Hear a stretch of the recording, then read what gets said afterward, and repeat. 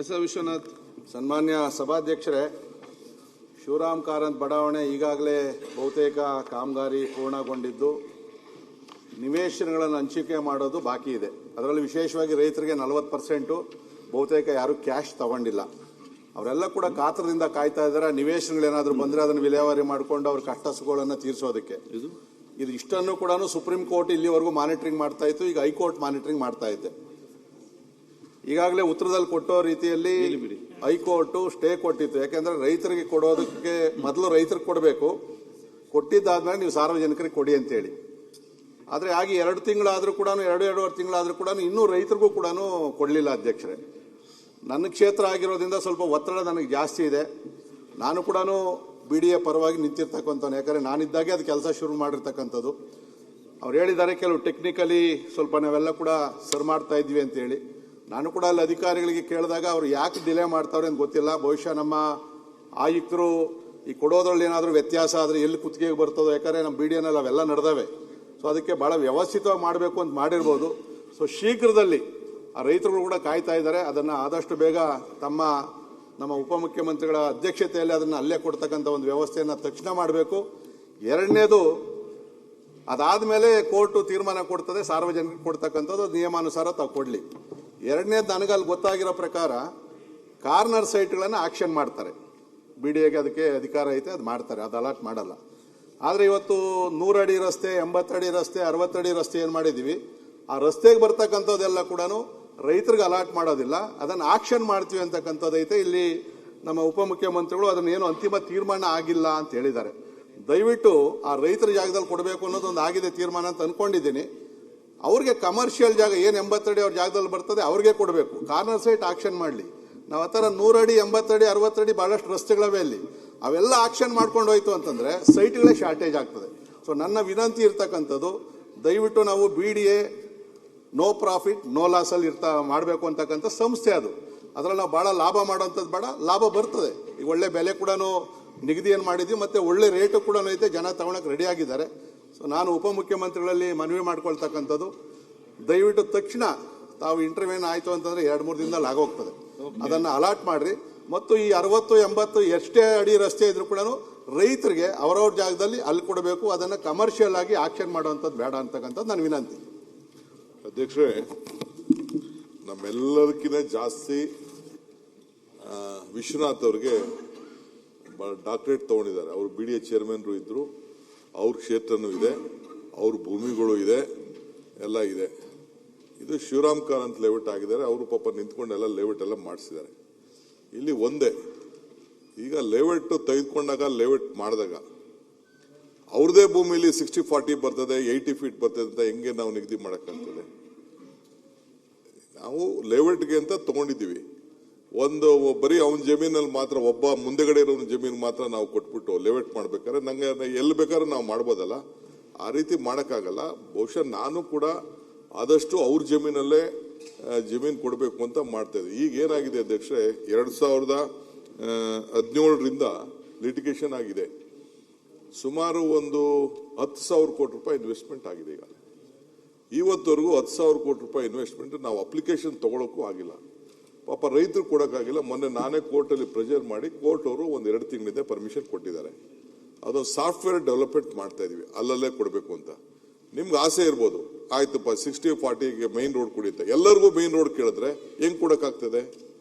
ನಾವು ಲೇಔಟ್ ಮಾಡಿರೋರು ಅವನ ಜಮೀನಲ್ಲಿ ಮಾತ್ರ 80 ಫೀಟ್ ಮಾಡ್ದು ಅಂತ ಅಂದ್ಬಿಟ್ಟು ಅವನ್ ನ್ಯಾಯ ಮಾಡಿ ಇನ್ನೊಬ್ಬನ ಜಮೀನು ಹಿಂದೆಗಡೆ ಇರೋನಿಗೆ 80 ಫೀಟ್ ಮಾಡ್ಬೋದಾಯ್ತಲ್ಲ. ಇವೆಲ್ಲ ಸಮಸ್ಯೆ ಇದೆ.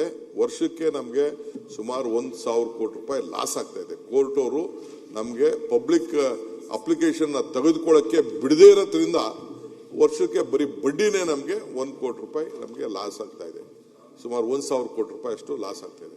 ಸೊ ಈ ಹಿನ್ನೆಲೆಯಲ್ಲಿ ಕೋರ್ಟ್ಗೂ ಕೂಡ ಈಗ 13ನೇ ತಾರೀಕಿದೆ, ನಾನು ಕೋರ್ಟ್ಗೂ ಕೂಡ ಅಫಿಡವಿಟ್ ಫೈಲ್ ಮಾಡಿಸ್ತಾ ಇದ್ದೀನಿ, ನಮಗೆ ಪರ್ಮಿಷನ್ ಕೊಡಿ ಅಂತ. ಆಗ ಅಪ್ಲಿಕೇಶನ್ ತಗೊಂಡ್ರೆ ಬೇಕಾದಷ್ಟು ದುಡ್ಡು ಬರ್ತದೆ. ರೈತರಿಗೆ ಏನಂದ್ರೆ ಕೆಲವರು ಏನ್ ಮಾಡ್ತಾ ಇದ್ದಾರೆ ಅಂದ್ರೆ, ಒಂದು ನಮಗೆ ರಿಕ್ವೆಸ್ಟ್ ಮಾಡಿದ್ದಾರೆ ಸುಮಾರು ಜನ, ಒಂದೇ ಜಾಗದಲ್ಲಿ ನಮ್ಗೆ ಕೊಡಿ, ಬಲ್ಕ್ ಅಲಾಟ್ಮೆಂಟ್, ಬಲ್ಕ್ ಅಂತ ಅಂದ್ರೆ ಒಂದೇ ಜಾಗದಲ್ಲಿ ಕೊಡಿ, ನಾವೇನಾದ್ರು ಫರ್ದರ್ ನಮ್ಗೆ ಅನುಕೂಲ ಆಗ್ತದೆ, ಬಿಡಿ ಸೈಟ್ ಕೊಡಕ್ಕೆ ಹೋಗ್ಬೇಡಿ ನೀವು ಅನ್ನೋದು ಕೂಡ ಕೆಲವರು ಕೊಟ್ಟಿದ್ದಾರೆ. ಅದನ್ನ ನಾನು ಎಕ್ಸಾಮಿನ್ ಮಾಡ್ತಾ ಇದ್ದೀನಿ. ಒಂದು 4-5 ದಿನದಲ್ಲೇ ನಾನು ತೀರ್ಮಾನ ಮಾಡ್ತೀನಿ ಯಾವ ರೀತಿ ಕೊಡ್ಬೋದು ಅನ್ನೋ ದೃಷ್ಟಿಯಿಂದ. ಯಾಕೆಂದ್ರೆ 9,600 ಏನು ಸೈಟ್ ಏನು ಕೊಡಬೇಕು ಅಂತ ಇದೆ, ಅದ್ರಲ್ಲಿ ನಮ್ದೇನು ತಗರಾಲೇನಿಲ್ಲ. 9,600 ನಾವು ಕೊಟ್ಬಿಡೋಣ, ಏನು ತೊಂದರೆ ಇಲ್ಲ. ಬಟ್ ನೀವು ಹೇಳ್ತಾರೆ ಈಗ ಮೇನ್ ರೋಡ್ ಕೊಡಬೇಕು ಅಂತ, ಅವ್ರಿಗೆ ಮಾತ್ರ ಎಲ್ಲಿಗೆ ಬರ್ತದೆ ಅವ್ರಿಗೆ ಮೇನ್ ರೋಡ್, ಬಟ್ ಹಿಂದೆ ಇರೋನ್ಗೆ ನಾವೇನು ಮೋಸ ಮಾಡಬೇಕು? ಹಂಗೆ ಮಾಡೋಕ್ಕಾಗಲ್ಲ. ಸೊ BDA ಉಳಿಬೇಕು. ಈಗ ಹಿಂದೆ ಎಲ್ಲ ಏನು ಮಾಡಿದೀವಿ, BDA ಬಂದಂತ ದುಡ್ಡನ್ನ ಕಾರ್ಪೊರೇಷನ್ ಉಪಯೋಗಿಸಿದೀವಿ. ಹಿಂದೆಯಿಂದ ಕಾಲದಿಂದಲೂ ಕೂಡ ನಾವು BDA ಬಂದ ದುಡ್ಡನ್ನ ಕಾರ್ಪೊರೇಷನ್ ಉಪಯೋಗಿಸಿದ್ವಿ. ಸೊ ಇದನ್ನ BDA ಉಪಯೋಗ ಇದನ್ನ. ಸೊ BDA ವಯಬಿಲಿಟಿ ಇರಬೇಕು ಅನ್ನೋ ದೃಷ್ಟಿಯಿಂದ ಬೇರೆ ಲೆವೆಟ್ ಮಾಡ್ದಂಗೆ ಹಾಕಲ್ಲ. ಯಾಕಂದ್ರೆ ಬೇರೆ ಲೆವೆಟ್ ಎಲ್ಲ ಅಟ್ಲೀಸ್ಟ್ ಅಪ್ಲಿಕೇಶನ್ ಇಸ್ಕೊಂಡು ದುಡ್ಡಾರು ಬಂದಿದೆ, ನಮಗೆ ಇಂಟ್ರೆಸ್ಟ್ ಆದ್ರೂ ಬಂದಿದೆ, ಇನ್ವೆಸ್ಟ್ಮೆಂಟ್ ಮಾಡಿದ್ವಿ. ಇಲ್ಲಿ ಏನೇನು ಇನ್ವೆಸ್ಟ್ಮೆಂಟ್ ಮಾಡಿದ್ವಿ ನಮ್ಗೆ BDA ವಾಪಸ್ ಬಂದಿಲ್ಲ. ನೀವು BDA ಚೇರ್ಮನ್ ಆಗಿದ್ದವರು, ಈಗ BDA ಜಾಗದಲ್ಲಿ ಇದ್ದೀರಿ. ನೋಡೋಣ, ನಿಮ್ಮ ಹತ್ರ ಕೂಡ ಮಾತಾಡಿ ಇದಕ್ಕೊಂದು ಯಾವ ರೀತಿ ಒಂದು ವಯಬಲ್ ಮಾಡೋಕ್ಕಾಗ್ತದೆ, ರೈತರಿಗೂ ಅನುಕೂಲ ಆಗಬೇಕು, BDAಗೂ ಉಳ್ಕೊಳ್ಬೇಕು. ಆ ದೃಷ್ಟಿ ಒಂದು ನಿಮ್ಮ ಹತ್ರ ಕರೆದು ಕೂತ್ಕೊಂಡು ಮಾತಾಡಿ ಸದ್ಯದಲ್ಲೇ ಒಂದು ತೀರ್ಮಾನ ಮಾಡ್ತೀನಿ. ಇಲ್ಲ ಶಿವಕುಮಾರ್ ಅವರು, ಶಿವಕುಮಾರ್ ಅವರ ವಿಶ್ವನಾಥ್ ಪ್ರಶ್ನೆ ನೀವು ಹೇಳಿದ್ದು ಎಲ್ಲ ಹೇಳಿದ್ರಿ. ಅಲ್ಲಿ ಟೆಕ್ನಿಕಲ್ ಬಂದಾಗ, ಟೆಕ್ನಿಕಲ್ ಪಾಯಿಂಟ್ ಬಂದಾಗ ಅದನ್ನು ಹಂಗೆ ಜಾರಿಸ್ಬಿಟ್ರಿ. ಪ್ರಶ್ನೆ ಇರೋದವ್ರದ್ದು ನೀವು ರೋಡ್ಗಳು ಬರ್ತಾ ಇದೆಯಲ್ಲ, ಅಲ್ಲಿ ಬಲ್ಕ್ ಸೈಟು ಹರಾಜು ಹಾಕೋಕ್ಕೆ ವ್ಯವಸ್ಥೆ ಮಾಡ್ಕೊಂಡಿದ್ದಾರೆ BDA ಬಲ್ಕಾಗಿ. ಅಂದರೆ ಅರ್ಧ ಎಕರೆ 1 ಎಕರೆ ಹಿಂಗೆಲ್ಲ. ಯಾವ BDA ಕಾನೂನಲ್ಲಿ ಹಂಗೆ ಕೊಡಕ್ಕೆ ಬರುತ್ತೆ? BDA ಮಿಂಟ್ ನೋ BDA ಯಾರು ಕೊಟ್ಟಿರೋದು? ಜನಗಳಿಗೆ ಸೈಟ್ ಕೊಡಕ್ಕೆ ಮಾತ್ರ ಕೊಟ್ಟಿರೋದು ನಿಮಗೆ. Only site. ನೀವು ಕಾರ್ನರ್ ಸೈಟ್ ಇದ್ರೆ ನೀವು ಮಾರಾಟ ಮಾಡ್ಬೋದು ಅಷ್ಟೇ. ಆಕ್ಟಲ್ಲಿ ಇರೋದು ನಾನು ಹೇಳ್ತಾ ಇರೋದು, ಆಕ್ಟಲ್ಲಿ ಇರೋದು ನೀವು ಕಾರ್ನರ್ ಸೈಟ್ನ ಮಾರಾಟ ಮಾಡ್ಬೋದು ಅಷ್ಟೇ. ಬಲ್ಕಾಗಿ ನೀವು ಯಾರೋ ಫ್ಲಾಟ್ ಕಟ್ಟಕ್ಕೆ ಹಂಗೆ ಕೊಡಕ್ಕೆ ಬರೋದೇ ಇಲ್ಲ. ಇಲ್ಲ, ಬಲ್ಕಾಗಿ ಕೊಡಕ್ಕೆ ಮಾಡಿದ್ದಾರೆ. ಬಲ್ಕಾಗಿ ಕೊಡಕ್ಕೆ ನನ್ನ ಹತ್ರನೇ ಬಂದಿದ್ರು, ವಿಶ್ವನಾಥ್ ಹತ್ರನೇ ಬಂದಿದ್ರು, ಬಲ್ಕಕ್ಕೆ ಮಾರಾಟ ಮಾಡಕ್ಕೆ ಮಾಡಿದ್ದಾರೆ. ನೀವು ಕೇಳ್ಕೊಳ್ಳಿ BDA ಹತ್ರ. ನಾನು ಹೇಳ್ತೀನಿ ಕೇಳಿ. ಬಲ್ಕ್ ಅಂದ್ರೆ ಈಗ ರೈತನಿಗೆ 9,450 ಅಡಿ ಬರ್ತದೆ 1 ಎಕರೆಗೆ. ಕೆಲವರು 2 ಎಕರೆ ಕಳ್ಕೊಂಡಿದ್ರು, ಕೆಲವು ಇದೆ. ಒಂದೇ ಜಾಗದಲ್ಲಿ ಕುಡಿ ಅಂತ ಕೇಳ್ತಾ ಇದಾರೆ ಅಷ್ಟೇ. ಸೈಟ್ನ ಈಗ ಏನ್ ಮಾಡಿದಿರಿ, ಹರಾಜಲ್ಲ, ಒಂದೇ ಜಾಗದಲ್ಲಿ ಕುಡಿ ಅಂತ. ನಾನೇನಂತ ಅಂದ್ರೆ ಈಗ 80 ಫೀಟ್ ರೋಡು ನಿಮ್ಮೊಬ್ರಿಗೆ ಮಾತ್ರ 80 ಫೀಟ್ ರೋಡ್ ಕೊಟ್ಬಿಟ್ಟು ವಿಶ್ವನಾಥ್ಗೆ 30 ಫೀಟ್ ಕೊಟ್ರೆ ಅದು ನ್ಯಾಯನಾ? ಹಂಗೆ ಮಾಡೋಕ್ಕಾಗಲ್ಲ. ಏನಾದ್ರು ಒಂದು ಸಿಸ್ಟಮ್ ತರಬೇಕು ಅನ್ನೋ ದೃಷ್ಟಿಯಿಂದ BDA ಸ್ವಲ್ಪ ಫೈನಾನ್ಷಿಯಲಿ ಸ್ಟೆಬಿಲಿಟಿ ಆಗಲಿದ್ರಿಂದ ಮೇನ್ ರೋಡ್ ಮಾತ್ರ ಒಂದು ಆಕ್ಷನ್ ಹಾಕೋಣ, ಮಿಕ್ಕಿದ ಹಿಂದೆಗಡೆ ಎಲ್ಲ ಒಟ್ಟಿಗೆ ಜಾಗದಲ್ಲಿ ಕೊಡೋಣ ಅನ್ನೋದು ಒಂದು ವರ್ಕೌಟ್ ಮಾಡ್ತಾ ಇದ್ದೀನಿ. ನಿಮ್ಮನ್ನೆಲ್ಲ ಕರ್ಸ್ತೀನಿ ಬೇಕಾದ್ರೆ, ಏನು ತೊಂದರೆ ಇಲ್ಲ. ನೆಕ್ಸ್ಟು ಈಗ ಇದು ಕಾರ್ಪೊರೇಷನ್ದು ಬಜೆಟ್ ಮಾಡಬೇಕು, ಸೋಮವಾರ ಏನೋ ಹೇಳಿದ್ದೀನಿ ನಾನು, ಕೂತ್ಕೊಂಡು ಮಾತಾಡೋಣ. ನಿಮ್ಗೆ ಏನು ಅಲ್ಟಿಮೇಟ್ಲಿ ನೀವೇ ಓನರ್ಸ್ ಆಫ್ ಬ್ಯಾಂಗ್ಳೂರ್. ಸೊ ನೀವೆಲ್ಲ ಹೆಂಗೆ ಹೇಳ್ತೀರಾ ಹಂಗೆ ಮಾಡೋಣ, ನೋ ಪ್ರಾಬ್ಲಮ್. ಈಗ ಅವರು ಬಲ್ಕ್ ಅಲಾಟ್ಮೆಂಟ್ ಹೇಳ್ತಾ ಇಲ್ಲ, ಒಂದೇ ಕಡೆ ಸೈಟ್ ಕೊಡೋದ್ರಲ್ಲಿ ನಂದೇ ತಕರಾರಿಲ್ಲ, ಕಾರ್ನರ್ ಸೈಟ್ ಬಿಟ್ಟು. ಅಲ್ಲಲ್ಲ, ಏನಾಗ್ತದೆ ಕೆಲವು ರೈತರು ಏನ್ ಮಾಡ್ತಾರೆ ಅಂತಂದ್ರೆ, ಈಗ ಎಲ್ಲೆಲ್ಲೋ ಸೈಟ್ ಕೊಡೋದು 9,600 ಅಂತ 5 ಕಡೆ ಸ್ಪ್ಲಿಟ್ ಮಾಡಕ್ಕಾಗಲ್ವಲ್ಲ, ಒಂದೇ ಕಡೆ ಕೊಡ್ರಿ. ಅದಕ್ಕೆ ಒಂದೇ ಕಡೆ ಕೊಡೋಣ, ನೋ ಪ್ರಾಬ್ಲಮ್. ನಂದೇನ್ ತಕರಾರಿಲ್ಲ, ರೈತರದ್ದು ತಕರಾರಿಲ್ಲ. ರೈತರು ಏನು ಅಂದ್ರೆ, ಈಗ ನಾವು ಕೆಂಪೇಗೌಡ ಲೇಟಲ್ಲಿ MER ದೊಡ್ಡ ರೋಡ್ ಮಾಡಿದ್ವಿ, ಯಾವ್ದು ಆಕ್ಷನ್ ಮಾಡಿಲ್ಲ, ಎಲ್ಲ ಅಲಾಟೆ ಮಾಡಿರುವಂತದ್ದು. ಸರಿಯಪ್ಪ, ಈ ತರ 100 ಫೀಟ್ ರೋಡ್ಗೆ ಅದಕ್ಕೆ ಆಕ್ಷನ್ ಮಾಡಿ, ಕಾರ್ನರ್ ಆಕ್ಷನ್ ಮಾಡಿ. ಮೇನ್ ರೋಡ್ ಕೊಟ್ಬಿಟ್ರೆ ಸೈಟ್ ನ, ಸರಿ, ಇನ್ಫ್ಲೂಯೆನ್ಸ್ ಇರೋನು ಮೇನ್ ರೋಡ್ ತಗೋತಾನೆ. ಇನ್ಫ್ಲೂಯೆನ್ಸ್ ಬೇಡ, ಅದನ್ನೇ ನೀವೇ ಕಮಾನ್. ಇನ್ಫ್ಲೂಯೆನ್ಸ್ ಇರೋರು ಮಾತ್ರ ಮೇನ್ ರೋಡ್. ಹಂಗಾಗಿರೋದು ಕೆಂಪೇಗೌಡ ಲೇಔಟ್ ಹೇಳೋದು. ಈಗ ನಿಮ್ಗೆ ಬೇಕಾದವನು ಇರೋನು ಅವ್ರವ್ರ ಜಾಗದಲ್ಲಿ ಕೊಡ್ಬೇಕು ಅನ್ನೋ ತಾವೊಂದು ತೀರ್ಮಾನ ಮಾಡಿದಿರಿ, ಅದು ಒಳ್ಳೆ ತೀರ್ಮಾನ. ಅವ್ರವ್ರ ಜಾಗದಲ್ಲಿ ಕೊಡ್ಲಿಲ್ಲ ಅಂದ್ರೆ ಶುರು ಆಗ್ತದೆ. ಮತ್ತೆ ನೀವು ಏಜೆಂಟ್ರು ಶುರು ಆಗ್ತಾರೆ, ನನ್ಗೆ ಈ ರೋಡಲ್ಲಿ ಕೊಡು, ಈ ರೋಡ್ ಕೊಡು, ಇದೇ ಆಗುವಂತದ್ದು. ಅದಕ್ಕೆ ಅವ್ರವ್ರ ರೈತರ ಜಾಗದಲ್ಲೇ ಏನ್ ಸರ್ವೆ ನಂಬರ್ ಐತೆ, ಮೊದಲು ನಾನು ಬೋರ್ಡ್ ಅಲ್ಲಿ ಇದ್ದಾಗೂ ಒಂದು ತೀರ್ಮಾನ ಮಾಡಿದ್ವಿ, ತಮಗೂ ಗೊತ್ತಿರ್ತದೆ.